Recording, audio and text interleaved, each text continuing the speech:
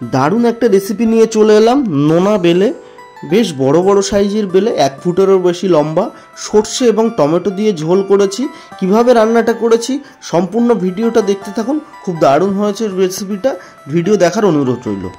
দেখুন, আগের দিন যে বাজার থেকে মাছ নিয়ে এসেছিলাম 2-3 রকম, তার মধ্যে একটা ছিল বেলে মাছ। সেই বেলে মাছটা ফ্রিজে ছিল, এখন বের করে নিয়ে চলে এসেছি। এই বেলে মাছ দিয়ে দারুণ একটা রেসিপি করব, পুরো ভিডিওটা দেখুন। এখন আমি বেলে মাছটা খুব সুন্দর করে পরিষ্কার করে নেব এবং মাছগুলোর সাইজ দেখুন কতটা বড় বড়। এই মাছ দিয়ে আজকে একটা দারুণ রেসিপি হবে। টমেটো এবং সর্ষে বাটা দিয়ে ঝোল করব, পুরো ভিডিওটা দেখুন। এখন আমি মাছগুলো একটু পরিষ্কার করে নেব, আপনারা দেখতে থাকুন। মাছের ঝোলটা করতে কি কি নিচ্ছি আমি দেখুন। পেঁয়াজ এরকম স্লাইস করে পেঁয়াজ কেটে নিয়েছি, টমেটো নিয়েছি, আর নিয়েছি ধনেপাতা, চেরা কাঁচা লঙ্কা এবং সেই সঙ্গে নিয়েছি এখানে পোস্ত, সাদা সর্ষে এবং কালো সর্ষে।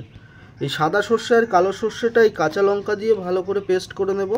কাঁচা লঙ্কা এবং একটু লবণ দিয়ে পেস্ট করে নিতে হবে এটা। বন্ধুরা, আমি এখানে দেখুন মাছগুলো পরিষ্কার করে নিয়েছি এবং কতগুলো মাছ হয়েছে দেখুন।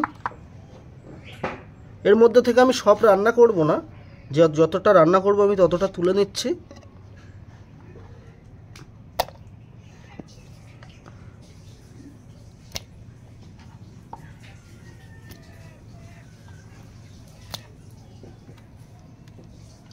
আমি এই 10 পিস মতো মাছ নিলাম, এই 10 পিস মাছ রান্না করব, বাকিটা রেখে দেব। এখন মাছটা ভেজে নেওয়ার জন্য একটু ম্যারিনেট করে নিচ্ছি। প্রথমে দিচ্ছি লবণ, তারপরে দিচ্ছি হলুদ গুঁড়ো, ভালো করে মিশিয়ে নেব লবণ হলুদটাকে।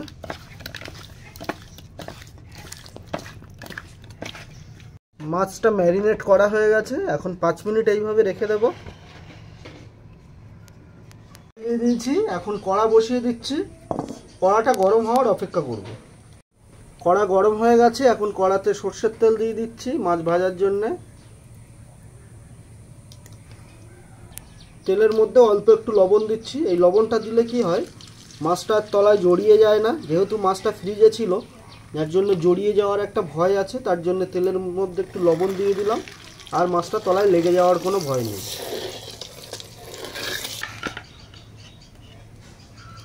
এখন মাছগুলো ভেজে নেব।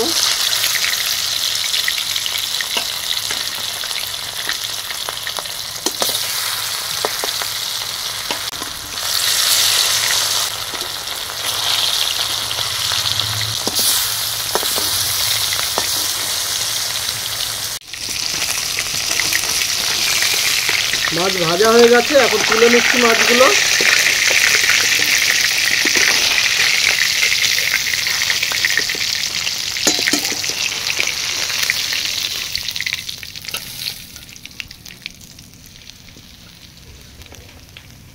বাকি মাছগুলোও ভেজে নেব।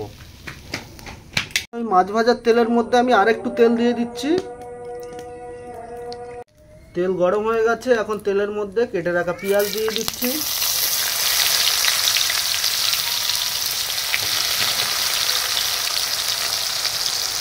পেঁয়াজটা একটু লাল লাল করে ভেজে নেব, বা বাদামি করে একটু ভেজে নেব প্রথমে।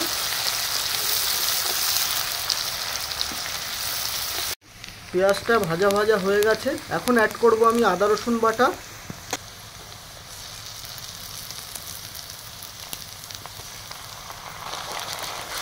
আদা রসুন বাটাটা দিয়ে আদা রসুনের কাঁচা গন্ধটা যতক্ষণ না পর্যন্ত যাচ্ছে ততক্ষণ পর্যন্ত কষিয়ে নেব।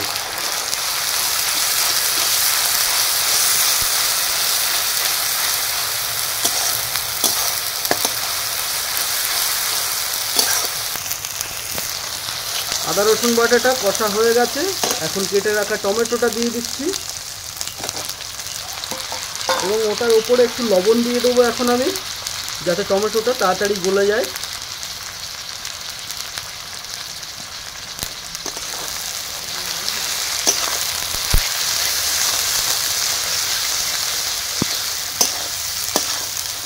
তারপরে দিচ্ছি এখানে কিছুটা কাঁচা লঙ্কা,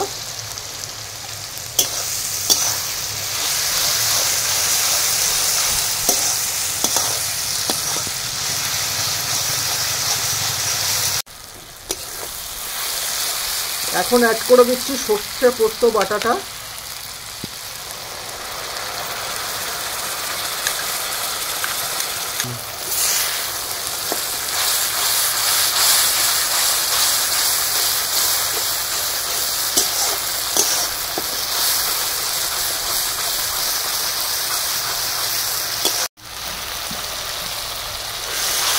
সর্ষে পোস্তটা দেওয়ার পরে ঠিক 30 সেকেন্ড পর আমি এখানে জল অ্যাড করে দিচ্ছি।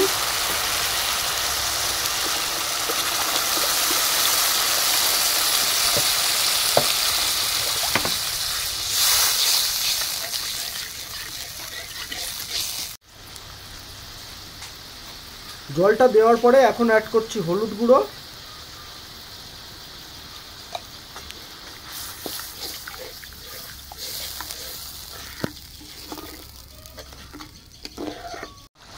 ঝোল ফুটে গেছে, এখন ভেজে রাখা মাছগুলো অ্যাড করে দিচ্ছি।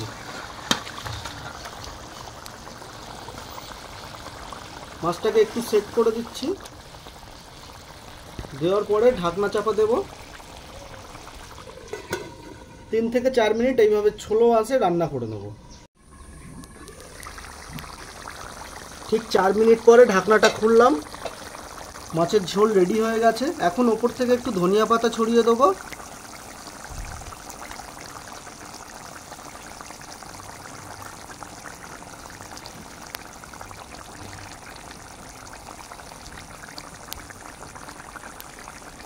বাড়িতে একবার এইভাবে বেলে মাছ ঝোল করে দেখতে পারেন, দারুণ লাগবে।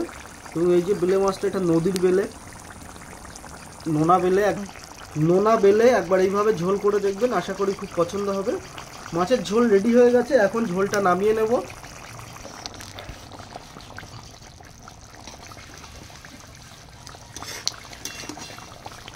ভিডিওটা এতক্ষণ যারা দেখলেন তাদের অনেক অনেক ধন্যবাদ। আবার দেখা হবে নতুন কোনো দিনে নতুন কোনো ভিডিও নিয়ে। দারুণ দেখতে হয়েছে, খেতেও অসাধারণ। বেলে মাছের স্বাদ তো আপনারা জানেন কেমন হয়। এইভাবে একবার ঝোল করে দেখতে পারেন, আশা করি খুব পছন্দ হবে। গরম গরম ভাতের সঙ্গে এর তো কোনো জবাব হবে না। ধন্যবাদ শেষ পর্যন্ত ভিডিওটা দেখার জন্য। আর যারা এখনও চ্যানেলটা সাবস্ক্রাইব করেননি, প্লিজ সবাই সাবস্ক্রাইবটা করে দেবেন।